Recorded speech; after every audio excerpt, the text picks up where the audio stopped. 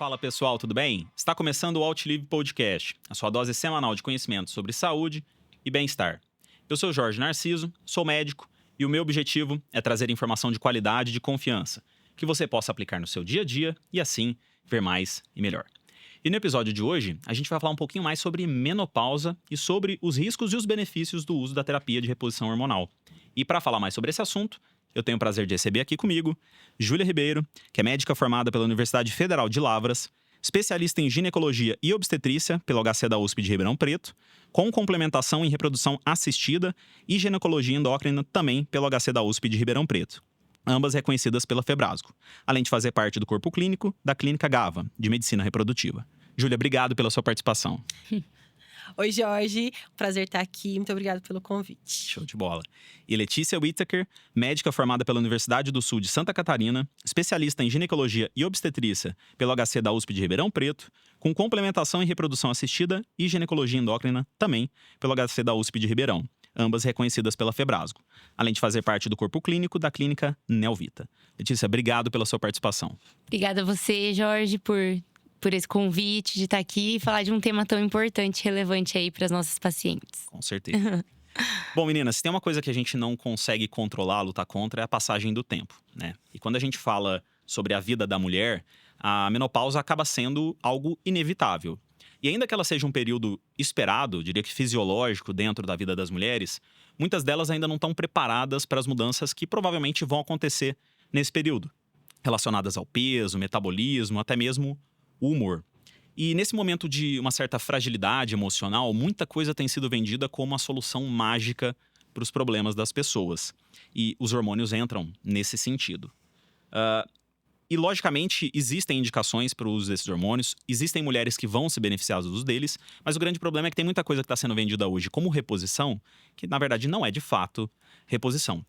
Até por isso, o intuito desse nosso episódio é mostrar para o pessoal de casa que nos acompanha, seja você mulher que está perto da menopausa ou alguém que convive com a mulher nesse período, quais são aí os problemas e os benefícios que o uso de hormônios nessa fase pode causar e até mesmo um pouquinho de como a menopausa influencia no ganho de peso, na dificuldade do emagrecimento. Mas para a gente começar, eu acho que a gente precisa logicamente definir o que é menopausa, perimenopausa. Como é que a gente consegue definir esses termos? Exatamente. Tem vários termos aí, transição menopausal, menopausa, perimenopausa, e eles acabam se confundindo. Então, é bom a gente definir um pouquinho isso. A menopausa, ela é uma data. Então, é como se fosse a menar, que é a primeira menstruação, a menopausa é a última menstruação. Então, ela é uma data que a gente só vai conseguir definir isso retrospectivamente depois de 12 meses sem menstruar. Perfeito.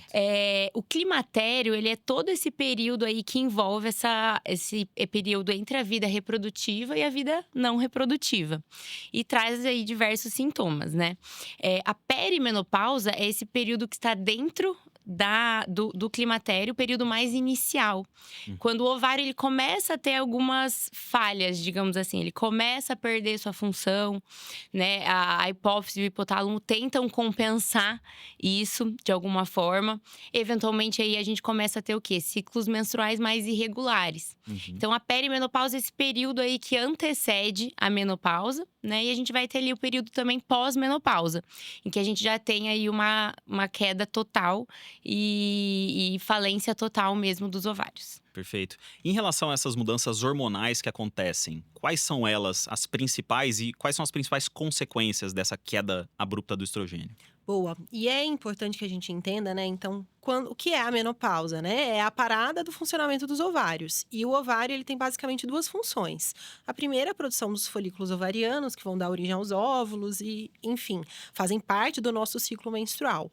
A outra é a produção hormonal. E os dois principais hormônios que são produzidos pelos ovários é o estrógeno e a progesterona, que tem uma produção aí comandada por um processo todo que vem lá do nosso hipotálamo, da hipófise e chega nos ovários. Então, quando os ovários param de funcionar, eles param de produzir o estrogênio e a progesterona.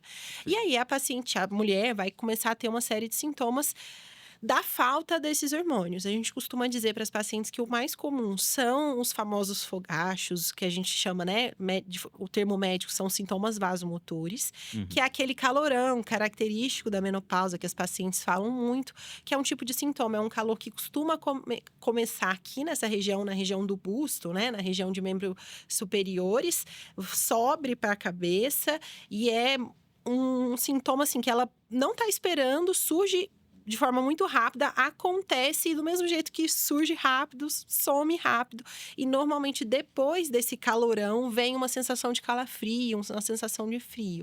Pode acontecer várias vezes ao dia, é muito comum que aconteça à noite, então tem muitas pacientes que se incomodam justamente com esse sintoma à noite. Vamos dizer assim que esse é o principal marcador aí da falta de hormônios nesse período, é o que é mais característico.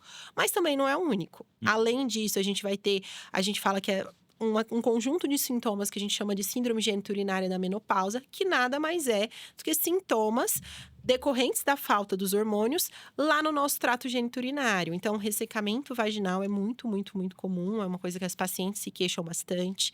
Além do ressecamento vaginal, é muito comum que às vezes elas comecem a ter infecções urinárias de repetição por uma mudança da flora vaginal, devido ao próprio ressecamento. E como a uretra é ali muito próximo da vagina, isso com frequência acontece.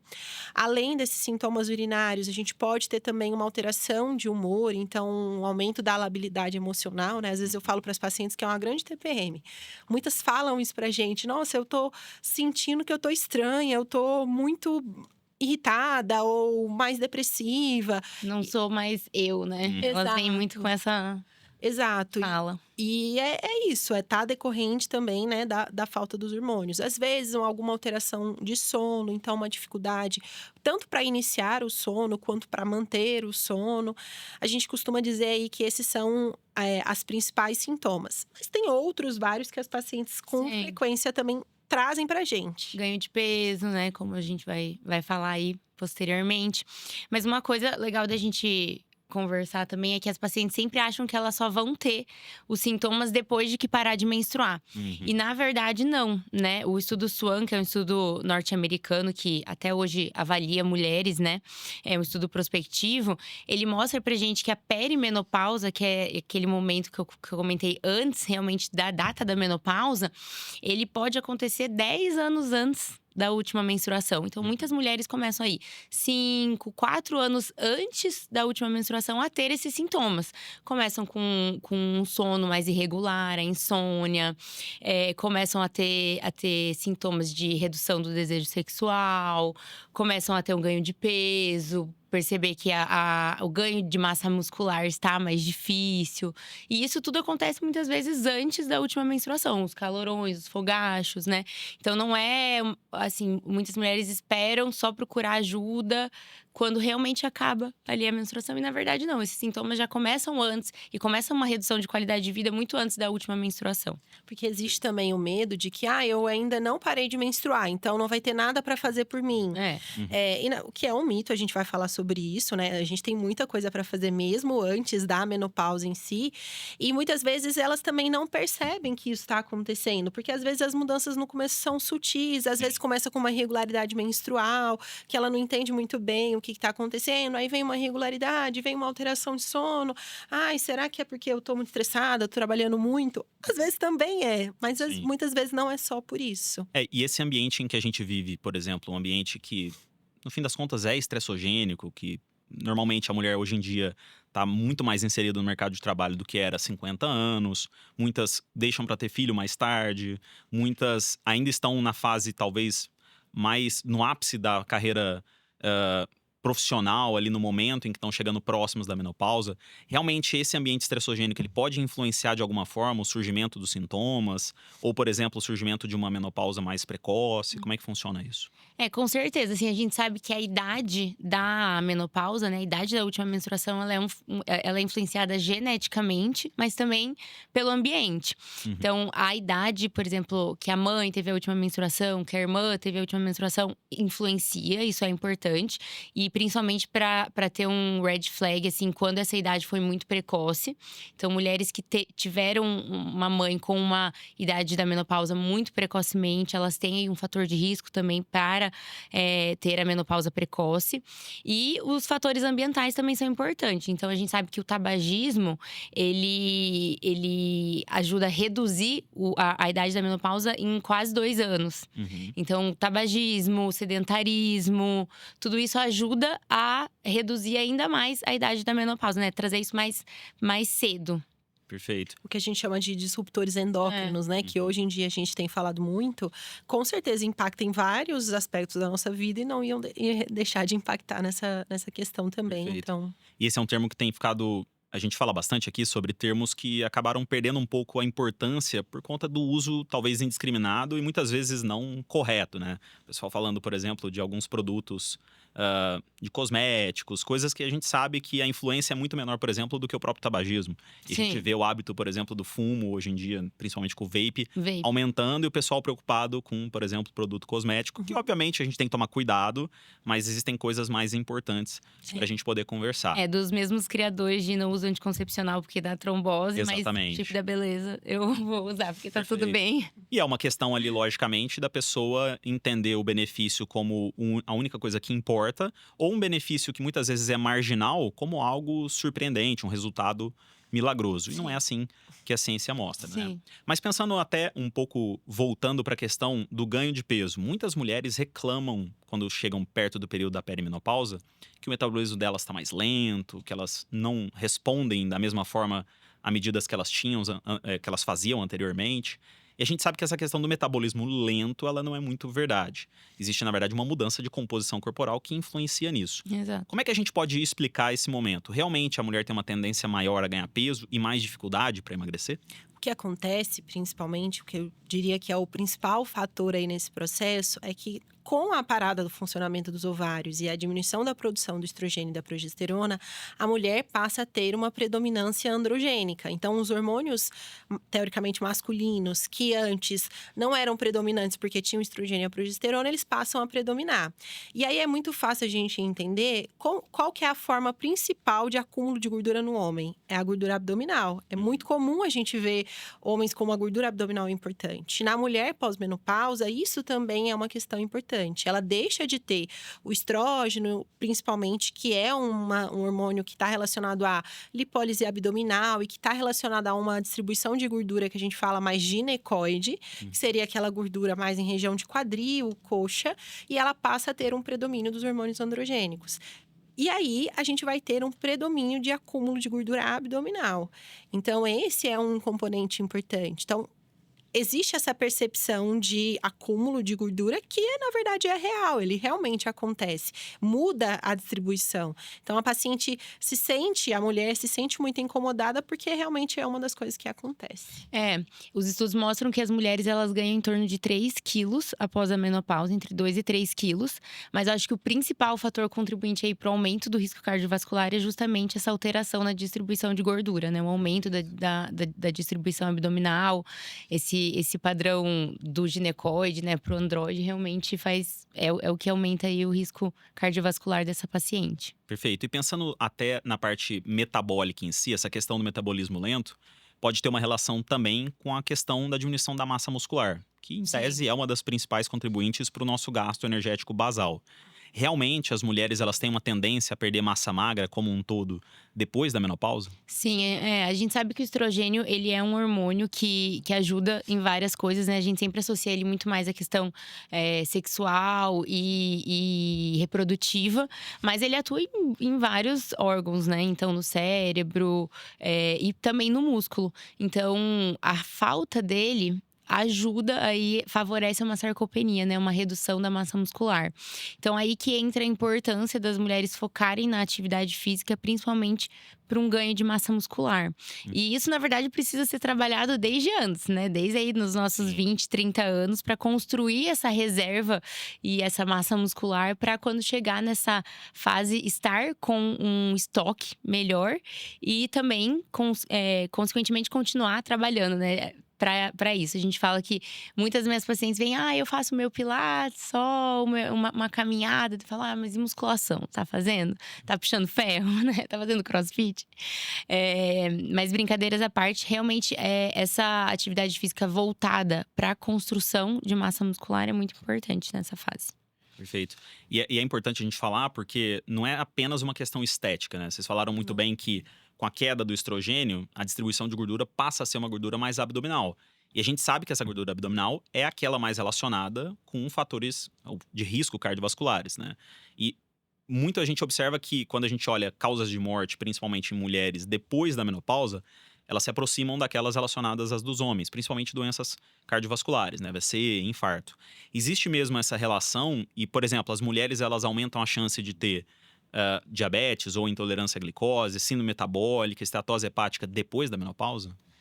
A gente sabe que o estrogênio ele atua aí ajudando né, a reduzir a resistência insulínica. Então, esse hipoestrogenismo ele favorece um meio ambiente aí com uma maior resistência insulínica e, consequentemente, diabetes, né, e todas as consequências relacionadas. E aí a gente tá falando aqui, a gente falou de aumento de gordura abdominal, a gente falou de alteração no metabolismo da glicose, enfim. Vários componentes da síndrome metabólica, né? Então, a paciente pós-menopausa é uma paciente que vai ter um risco maior de estar ali submetida a uma condição de síndrome metabólica, porque ela vai ter alteração no metabolismo lipídico, no metabolismo glicídico, vai ter um aumento da chance de ter mais resistência insulínica. Então, acontece, né? Sim. Não vem separado, infelizmente, eles vêm juntos, Sim. né? Perfeito. E, logicamente, se o pessoal que acompanha a gente até quer, inclusive, pedir pro pessoal que já tá aqui com a gente, curtir esse vídeo, se inscrever no canal caso não seja inscrito e também compartilhar conteúdo com mais pessoas, porque a intenção é realmente a gente trazer mais saúde, mais conhecimento de qualidade, principalmente falar sobre um tema que está cada vez mais em alta e, consequentemente, cada vez mais a gente tem informação entroncada ali em relação a isso, que é a reposição hormonal. Porque o pessoal deve estar pensando, bom, se o problema é que está caindo o estrogênio, eu vou resolver isso dando mais estrogênio para a pessoa. E aí vem essa questão de, poxa, quando é uma reposição hormonal, quando não é, quem tem a indicação. O que seria a definição de terapia de reposição hormonal hoje em dia pelas principais diretrizes? A gente dá para o corpo, basicamente, o que o corpo não está produzindo mais. Então, a gente vai repor o estrogênio e a progesterona, que são os principais hormônios que não estão sendo produzidos, principalmente o estrogênio, porque esses sintomas todos que a gente está falando, eles decorrem principalmente do hipoestrogenismo, então da queda do estrogênio. A progesterona, ela funciona mais como um protetor endometrial, a gente fala, porque a gente vai falar mais para frente, né? Como qualquer medicação, a terapia de reposição hormonal, ela não é isenta de riscos, ela tem riscos e benefícios que a gente sempre pesa para ver se a gente tem indicação de usar ou não.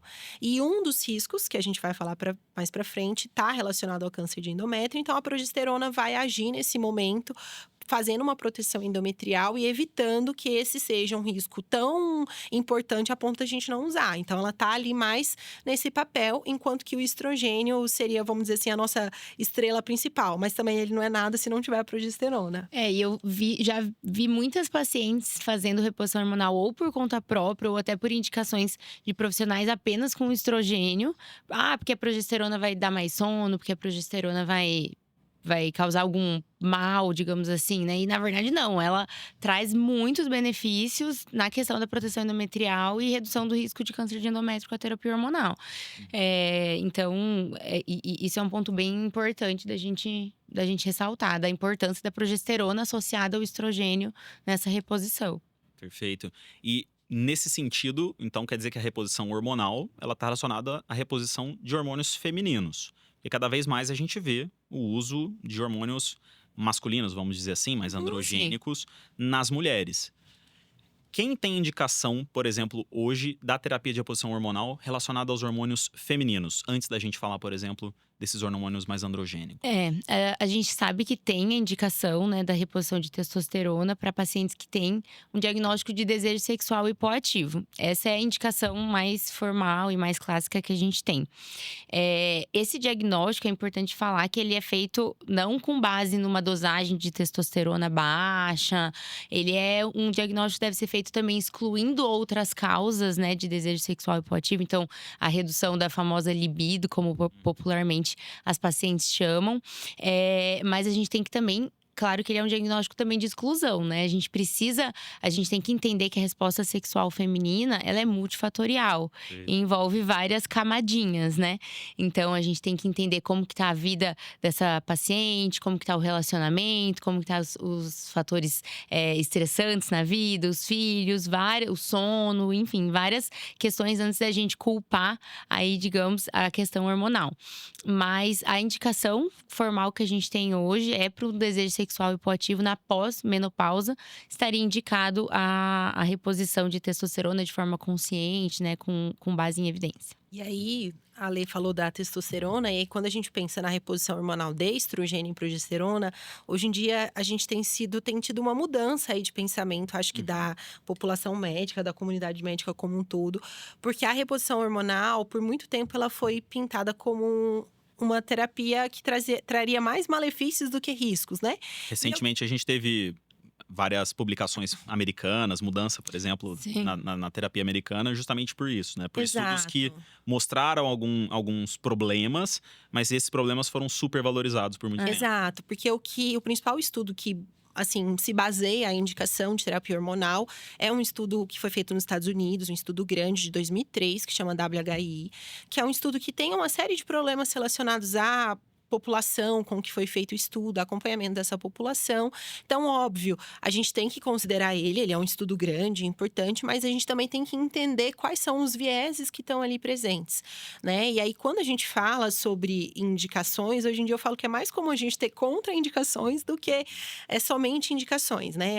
As indicações básicas, principais para essa terapia de reposição hormonal com estrogênio e progesterona seria a presença dos sintomas vasomotores, que a gente já falou, é um clássico da menopausa. A presença dos sintomas da síndrome geniturinária da menopausa.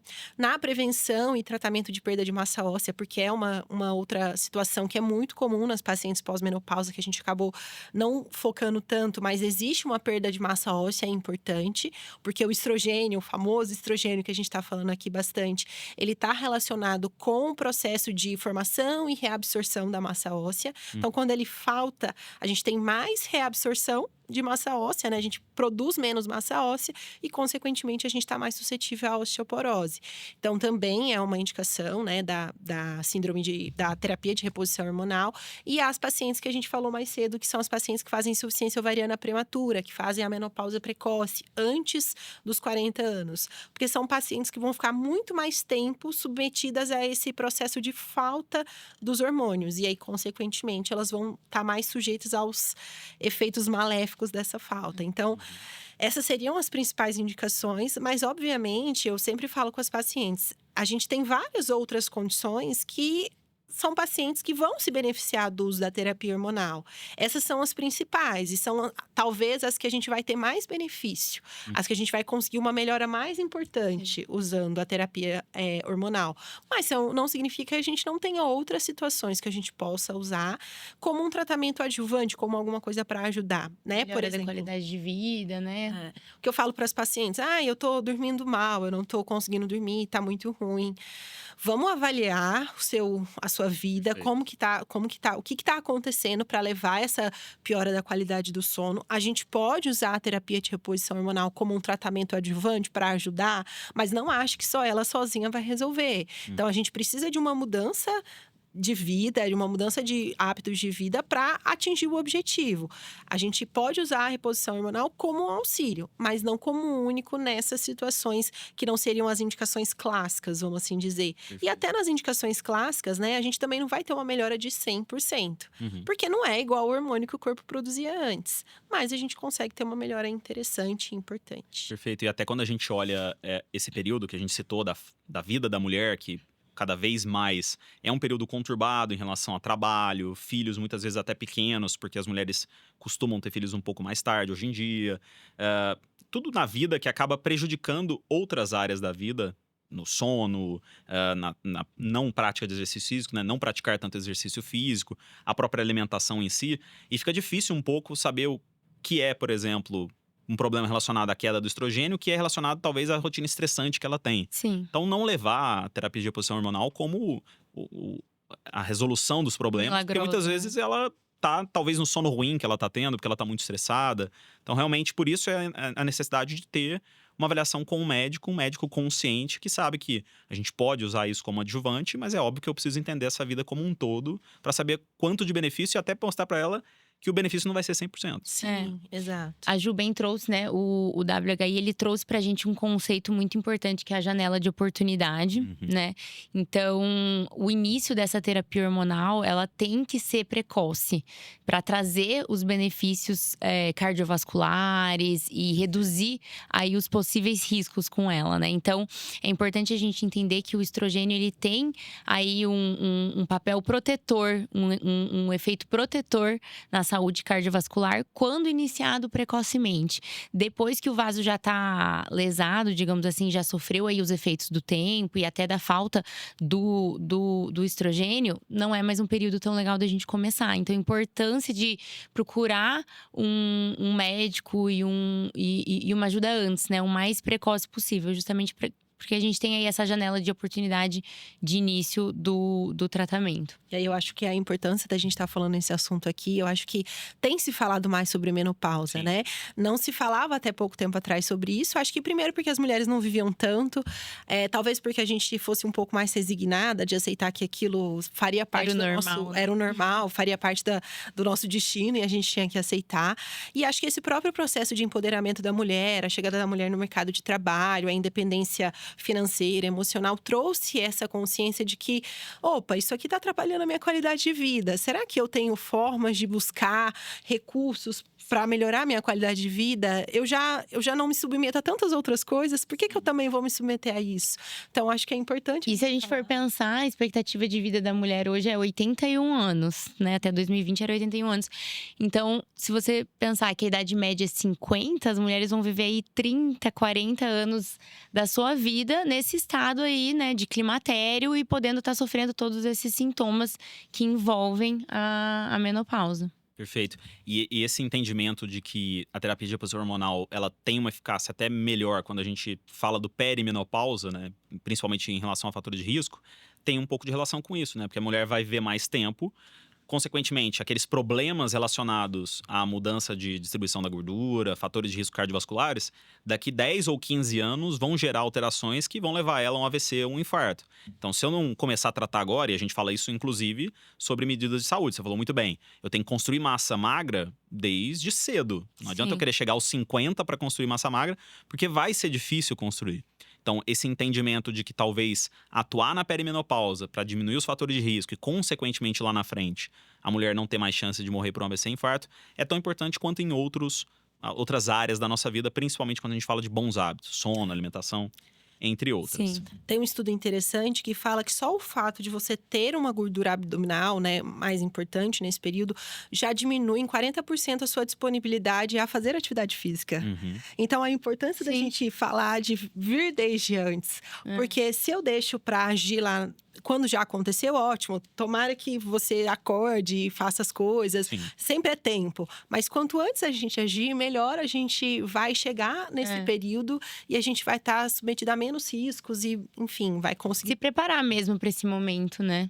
A gente sabe que vai acontecer, né? Com acho que todas nós. Então, quanto mais a gente se preparar, melhor. Um pouco do entendimento de que ele vai acontecer, né? Não é que a gente está aqui tentando fazer com que a menopausa não exista mais. Ela vai acontecer, assim como acontece em períodos na fase da vida do homem, que vão acontecer. É um período que vai acontecer e que, logicamente, a gente consegue controlar. Principalmente aquelas pessoas que têm os efeitos muito negativos de um período como esse. Perfeito. Não é demonizar a menopausa, dizer que, poxa, a gente não quer ter menopausa. Não. É entender que ela existe, entender que existem benefícios, inclusive mais precoces, e aí atuar da melhor forma possível, inclusive tomando cuidado com os efeitos colaterais do uso desse tipo de medicação. Que, como um hormônio, qualquer tipo de medicação, pode ter os efeitos colaterais.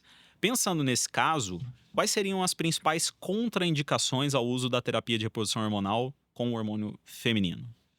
A gente sabe que existem as contraindicações formais, né? Então, o câncer de mama ativo ou prévio, ele é uma contraindicação. Pacientes que já tiveram eventos tromboembólicos, né? AVC, o embolismo pulmonar, a trombose venosa profunda. Pacientes que têm um sangramento uterino anormal de causa desconhecida, não investigada. Pacientes com doença hepática descompensada, grave. São as principais contraindicações, né? Mas claro que cada caso é um caso, precisa ser individualizado e pesado aí os riscos. Hoje já está sendo um pouco mais aceito a terapia hormonal, né?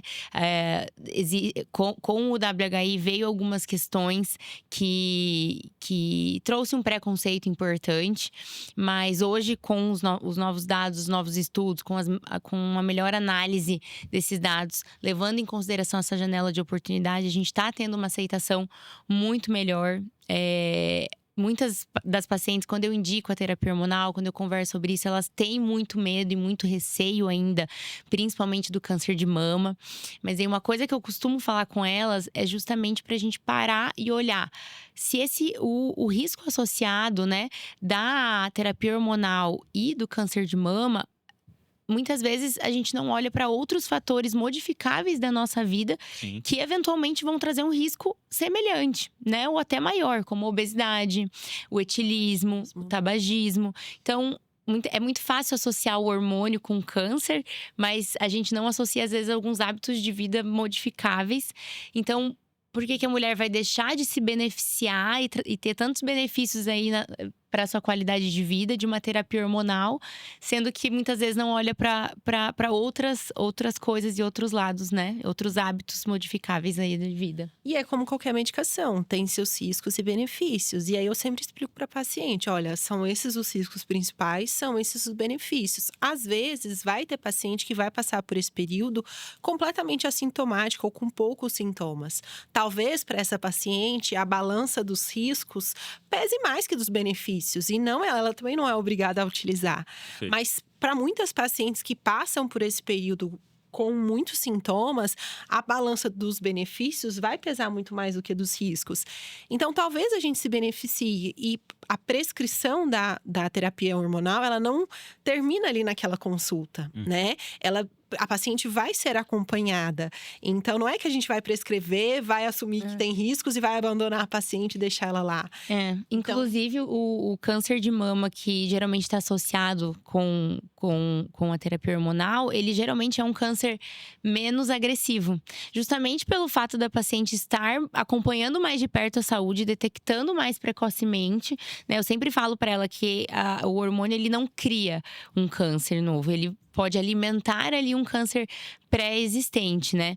Mas justamente também o período que mais se diagnostica câncer de mama é justamente ali o período de início da terapia hormonal, mas porque a gente tá acompanhando mais de perto essa paciente, né? A gente tá acompanhando mais de perto a saúde, a gente tá fazendo os exames de rastreio. Então, isso dá até uma certa proteção, assim. Você sabe que a paciente tá fazendo o uso, ela vai voltar dali 6 meses, ela vai voltar dali 1 ano para você tá fazendo acompanhamento e sempre fazendo o rastreio, que é a melhor forma da gente detectar precocemente, né? E a mudança que a gente causa na vida de uma mulher que às vezes tem uma piora de qualidade de vida importante, com os calorões, porque às vezes não consegue trabalhar, não consegue ir numa reunião de família, porque começa a ter os calorões, com a falta de sono, com a questão sexual, ressecamento vaginal, enfim, que atrapalham a nossa qualidade de vida. Quando você pega uma paciente que está nesse ponto, você começa, é claro, com responsabilidade, com cuidado, prescreve uma terapia de reposição hormonal, e quando ela volta, você vê assim, o quão Outra bem mulher, outra né? mulher. É muito legal ver. Gratificante. É gratificante, porque elas chegam. Você mudou a minha vida. Como pode, né? Óbvio, isso não é em todo mundo que acontece isso, mas tem muitas pacientes que têm muita indicação e quando usam, você vê o benefício que isso traz. É igual a gente prescrever um antihipertensivo para um paciente que está hipertenso. Ele vai ter benefícios, é claro. Sempre com cuidado, sempre com acompanhamento. Mas eu acho que a gente precisa muito ter isso. Ter de que, obviamente, não vai ser só flores, não vão ser só benefícios. Mas a partir do momento que a gente acha que vale a pena, por que não? Né? E é muito importante trazer esse tipo de conhecimento, não só para as mulheres, logicamente, até porque elas tenham mais consciência do que é fisiológico, o que não é fisiológico, quais são os benefícios, quais não são os benefícios, mas até para a população masculina que acompanha a gente aqui, porque durante muito tempo isso foi colocado como uma questão de, vamos dizer, frescura da mulher, que, pô, é sexo frágil e tudo mais. E a gente sabe que, talvez até por uma questão mais ali de criação, ou até mesmo de saúde coletiva, a mulher tem um cuidado muito maior com a saúde do que o homem sempre teve. Talvez ali pelo preventivo, outras medidas de rastreio que a gente faz, isso ajudou. Mas inclusive para o homem entender que existem benefícios para a mulher nesse período que podem melhorar inclusive a vida do próprio casal, né? A gente tem Sim. muitos problemas relacionados a isso, principalmente na questão da libido, na secura vaginal, que podem ser resolvidos com uma terapia que não necessariamente é injetável ou tomada por oral, mas que pode melhorar muito a vida do casal como um todo. Sim, Então com é importante a certeza. gente trazer esses conceitos. Voltando rapidamente para esse estudo, que vocês falaram sobre uma observação no estudo em que aumentava a incidência do câncer de mama. Mas mesmo assim, quando a gente olha a interpretação dos dados, era um aumento de risco relativo e não necessariamente de risco absoluto. Exato. E foi focado demais nisso. Então, exato. só para explicar para o pessoal que, na verdade, houve um aumento, mas era um aumento que, quando a gente olha para a população como um todo, teria um impacto muito pequeno se comparado com outras coisas, como Exato. o tabagismo em si, né? Menos do que a obesidade, menos do que o Exato. tabagismo, menos do que o etilismo, com certeza. Perfeito. E aí como vocês falaram, entender o que é risco e o que é benefício para adequar com as pessoas. Exato. Mas pensando em relação… Até porque o estrogênio usado no estudo não é o estrogênio que a gente usa hoje, né? Perfeitamente. Já não é a mesma coisa. Era o equinoconjugado, hoje a gente usa o estrogênio natural, né? Então, várias coisas vão mudando e a gente tem que ir mudando e acompanhando isso, Perfeito. né? Muita coisa evoluiu. Exato. Pensando já nessa terapia de agora, quais são os sintomas que a gente consegue ver uma resposta melhor para esse tipo de reposição? Porque talvez o ganho de peso, essa questão, é algo que Um atrapalha pouco mais muito a mulher. sutil, né? Exato. Uhum. Realmente ele pode ajudar a mulher nesse processo de perda de peso, para diminuir o ganho de peso, ou são mais relacionados a outro tipo de sintoma? Ele vai beneficiar principalmente a questão dos sintomas vasomotores. A gente tem focado bastante porque realmente é uma indicação primária, né? Então, 60% a 70% de melhora as pacientes observam. Em relação à questão do ressecamento vaginal, né? Porque altera o trofismo vaginal, né? Que ele fica modificado no pós-menopausa pela falta hormonal. E aí a gente trazendo o hormônio, e aí não necessariamente só por via transdérmica, né, ou oral, mas também por via vaginal, a gente vai ter uma melhora importante também. E aí a gente tem melhoras mais sutis. A questão do sono é uma questão que tem uma melhora também, mas um pouco mais sutil. A questão do ganho de peso, e aí o ganho de peso a gente está falando de novo, muito naquela questão da mudança do padrão de composição de gordura, né? A gente vai estar dando novamente o hormônio, o estrogênio e a progesterona para a paciente, e aí a gente vai estar se contrapondo àquele hormônio androgênico. Então, a gente, de novo, está agindo naquele mecanismo de composição de gordura corporal. Então, vai ter essa percepção nesse sentido de que talvez a gordura abdominal diminua um pouco, né? E, consequentemente, a paciente que está usando a terapia de reposição hormonal, ela tende a se sentir mais disposta. E tendendo a se sentir mais disposta, ela vai estar mais propícia a fazer atividade física, por exemplo. E aí, isso, obviamente, vai ter benefício também. Então, acho que é um conjunto de sintomas.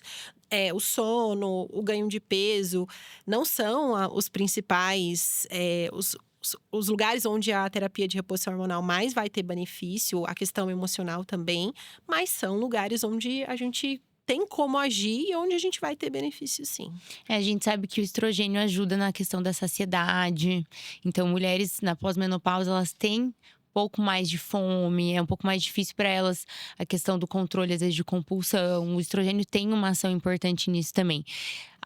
Além da questão da disposição para atividade física, então tudo isso contribui. Algumas pacientes têm medo da reposição hormonal pelo ganho de peso. Falam, mas não vai ganhar peso? Eu falo muito pelo contrário. Vai te ajudar a manter um ambiente mais saudável, num geral, né? Um metabolismo mais saudável, num geral. Então, contribui e ajuda também para paciente que está com esse medo do ganho de peso na menopausa, com certeza. Perfeito. Mas pensando, então, nessas mulheres em que uma das queixas principais é o sobrepeso, a própria obesidade, a dificuldade de emagrecer, o uso da terapia de reposição hormonal, por exemplo, não substitui uma boa alimentação, a Não, prática do exercício físico. Assim, da mesma forma que hoje em dia a gente tem as medicações, né, que auxiliam aí para o tratamento de obesidade, não deve ser única, né? Deve estar sempre associado. Eu falo, não usar o hormônio não vai te fazer perder peso se você não fizer as outras coisas que englobam também a perda de peso. Então, manter o acompanhamento nutricional, manter a atividade física, isso tudo, só o hormônio não vai ajudar, né? Precisa estar tudo muito bem alinhado. Uhum. Perfeito. E pensando um pouco nessas mulheres em que hoje, com o advento dos medicamentos como Ozempic, Wegovy, entre outros análogos de GLP-1 e de GIP, muitas delas hoje em dia, por conta dessas questões de alterações hormonais, o ganho de peso, acabam utilizando esse tipo de medicação para perder um pouco de peso. Não é aquela indicação Sim. formal de obesidade Sim. ou de diabetes que a gente já sabe que são as indicações formais do medicamento. Quais são os riscos, por exemplo, desse uso de medicamentos nessa fase da vida em que a mulher já tem uma predisposição maior para perder massa magra e para ter gordura abdominal? Eu acho que quando a gente fala aí do uso, né, do análogo de GLP-1 para perda de peso, existe um ponto muito importante da gente olhar. Eu acho que, assim, é uma medicação que é muito bem-vinda com as suas indicações, mas a gente tem que tomar um pouco de cuidado em relação à perda de massa magra. O que acontece é que muitas vezes as pacientes fazem o uso, às vezes por conta própria, sem acompanhamento, acabam diminuindo a ingesta de proteína, né? Claro, elas diminuem a fome, às vezes vão comer coisas palatáveis em menor quantidade, vão ingerir menos calorias, consequentemente vão emagrecer, mas não vão estar se nutrindo. Então, vai diminuir a ingesta proteica, consequentemente vai, se não associar à atividade física, vai reduzir massa magra. Então, você vai acabar tendo até uma piora da composição corporal, né? Reduzir muito massa magra em um momento da vida da mulher, né? Que é esse, o climatério, a menopausa, em que ela já tem uma propensão maior de perda de massa magra. E daí, às vezes, o que acontece é que com o uso dessas medicações, você diminui a massa magra, você acaba diminuindo também um pouco de gordura, mas diminui massa magra. E se eventualmente ela para com essas medicações, ela volta a ganhar gordura e a massa magra continuou lá embaixo. Então, tem ainda mais uma discrepância ainda maior, né, de relação de massa magra e de gordura. Então, isso é um ponto a se atentar, assim, não deixar de fazer o segmento nutricional, principalmente se tiver em uso dessas medicações, que daí você acaba reduzindo bastante o consumo e a ingesta proteica. E óbvio, como tudo na área de saúde, medicina, fazer um acompanhamento adequado, né? Porque, Sim. infelizmente, quando essas condições, essas situações, e é o que tem acontecido um pouco com essas medicações, também tornam-se tão populares, às vezes a gente acaba vendo pacientes usando de forma indiscriminada, sendo acompanhados por profissionais que, teoricamente, não têm capacitação para isso, e aí usando doses muito altas, e aí, por exemplo, tendo uma diarreia muito importante, e aí nisso a paciente desidrata, perde massa muscular magra, e aí, teoricamente, o benefício que a gente pensou em ter usando a medicação, a gente não vai ter. Então, também ter muito cuidado, obviamente, quando for usar, fazer um acompanhamento adequado, para que a gente não seja mais suscetível aos efeitos colaterais do que aos benefícios. Perfeito. E lembrar o pessoal que essa mudança de composição corporal, acontece inclusive em mulheres mais jovens, em homens, né? Sim. Que a pessoa acaba perdendo, logicamente, peso, ela vai perder massa magra. Lógico que a gente tem cada vez mais medicamentos focando nisso para preservar a massa magra, Sim. estratégia, mas ela vai perder. Sim. E quando ela ganha, porque ela vai voltar a ganhar.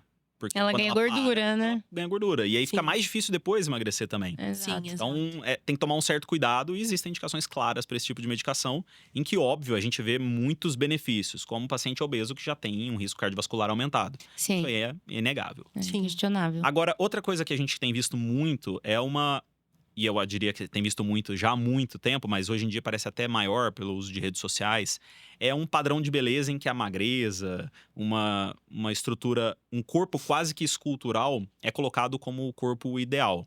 E a gente sabe que para chegar num resultado como a gente vê na rede social, é muito difícil que seja feito sem o uso de um tipo de hormônio. Pensando nesse sentido, qual é o problema que a gente vê hoje, por exemplo, do uso do chip da beleza, desses outros tipos de hormônios que não são reposições hormonais, na saúde da mulher como um todo?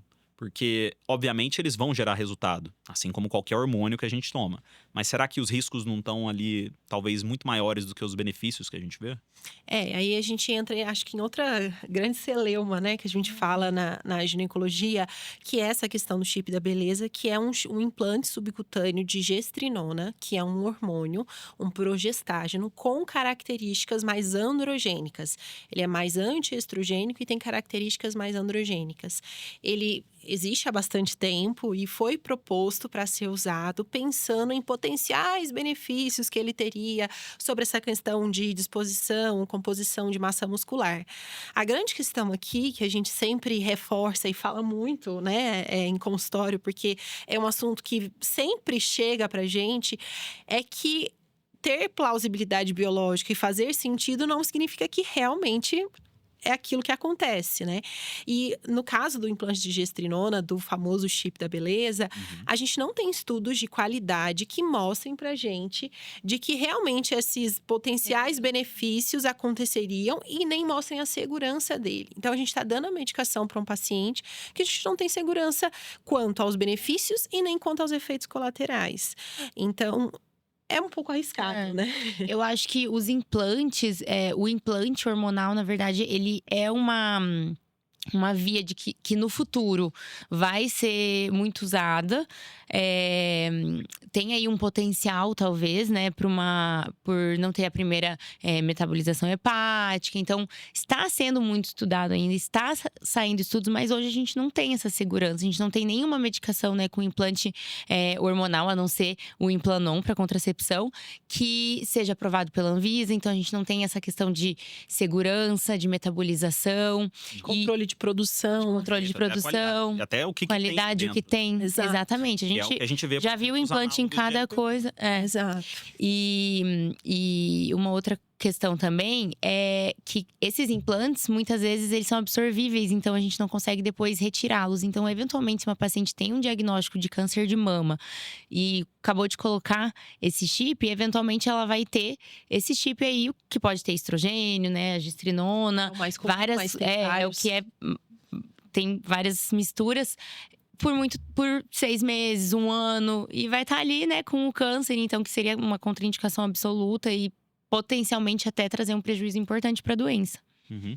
E quais seriam os principais riscos ou efeitos colaterais que a gente vê nessas pessoas, inclusive aquelas que conseguem um ganho estético importante? Porque, logicamente, na rede social, a gente está vendo ali o palco da pessoa, mas a gente não vê o bastidor dela. Então, quais são esses principais problemas que a pessoa pode enfrentar? A gente sabe que tem um aumento do risco trombótico nessas pacientes. A gente tem uma alteração do perfil lipídico também, então a gente tem aí uma redução do HDL, um aumento do LDL, e, consequentemente, aumento do risco cardiovascular nessas pacientes, né? Tem até questões hepáticas doenças hepáticas que podem eventualmente acontecer, a depender da quantidade do hormônio, que é justamente isso. A gente não tem esse controle, né? Tão bem estabelecido. E óbvio, um pouco menos importante, mas outras questões também importantes, que é a acne, que é muito comum Sim. nessas pacientes, um aumento da pelificação corporal, uma alteração da voz, que é óbvio, são sintomas menos importantes quando a gente pensa em saúde, Sim. mas que obviamente tem seu impacto e impactam em qualidade de vida, enfim, em tudo isso, né? Perfeito. E pensando voltando um pouco na própria terapia de reposição hormonal, já que a gente está falando ali de consequências negativas, uma das coisas que a gente precisa tomar cuidado é sobre o câncer de endométrio, né? A terapia de reposição hormonal apenas com estrogênio. Como é que isso funciona? A mulher que ela tem útero hoje em dia, ela precisa tomar um cuidado em relação à reposição? Como é que isso funciona? A gente divide basicamente em mulheres que têm útero, elas têm que fazer a reposição hormonal com estrogênio e progesterona. Mulheres que são histerectomizadas, ou seja, que não têm útero, elas teoricamente não precisam da progesterona, porque elas não têm o útero para ter o câncer de endométrio. E aí a gente precisa colocar aqui um detalhe, que são aquelas pacientes que já são histerectomizadas, não têm útero, mas que têm um histórico de endometriose, ou que foram, né, ou tiraram o útero eventualmente por conta da endometriose. Nessas pacientes, a gente ainda tem indicação de fazer a reposição hormonal com estrogênio e progesterona, mesmo que a gente não tenha útero, porque eventualmente a gente ainda pode ter algum foco de endometriose fora do útero e que vai, é claro, sofrer os estímulos do estrogênio. Perfeito. E pensando hoje em dia, talvez nas pessoas que nos acompanham, nas mulheres principalmente que nos acompanham, que começaram a sentir algum tipo de sintoma relacionado à perimenopausa ou até à própria menopausa em si. Qual que é o caminho ideal para essas pessoas? Porque a gente vê muita gente utilizando medicação, mesmo que seja ali algo até fitoterápico para melhora, e muitas vezes as pessoas não sabem qual que é o possível impacto negativo. Qual que é o caminho ideal? Quem é o profissional ideal para poder tomar conta disso?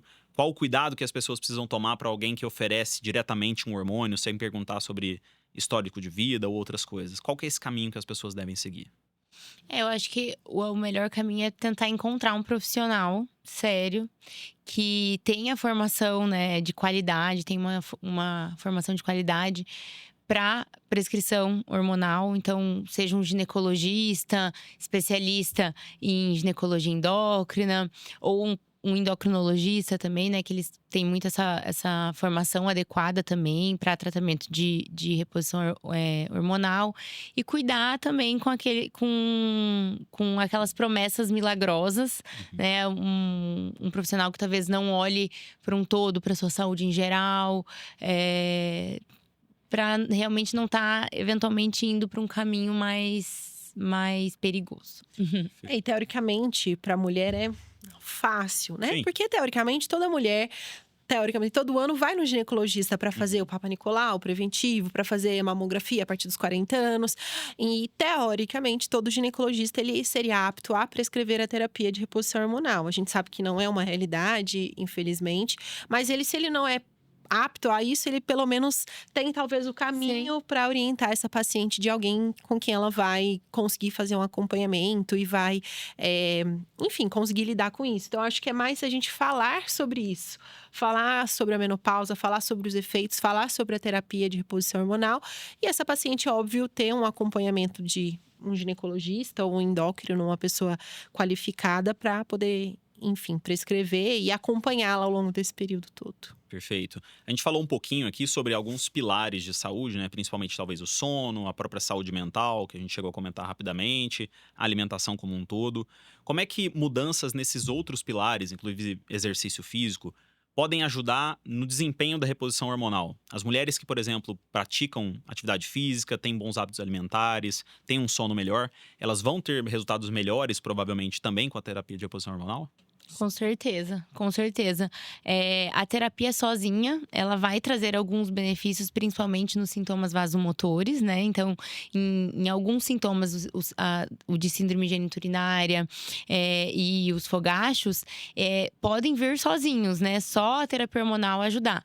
Mas, com certeza, na questão de insônia, ganho de peso, questão cognitiva, tudo isso, a atividade física e a nutrição adequada, com certeza potencializam aí os benefícios da terapia hormonal. Uhum. O ganho, né, a prevenção de perda de massa óssea também, com certeza. Perfeito. O exercício vai ajudar também nesse sentido, né? Porque a gente falou Exato. rapidamente sobre a perda de massa óssea, mas acaba sendo também um problema nas mulheres, inclusive relacionado já a uma idade mais tardia, né? A minha especialidade é ortopedia. A gente vê muito mulheres com fraturas relacionadas à fragilidade. Sim. Principalmente ali, fratura de colo de fêmur, fratura de úmero proximal, rádio distal. E principalmente a de colo de fêmur é uma fratura que vai muitas vezes levar a uma dificuldade, por que não, uma morbimortalidade muito alta. Exato. Sim. Então, cuidado com isso já começa lá no começo da idade, ali, talvez 30 anos, em que a mulher já está construindo massa muscular, para chegar até lá.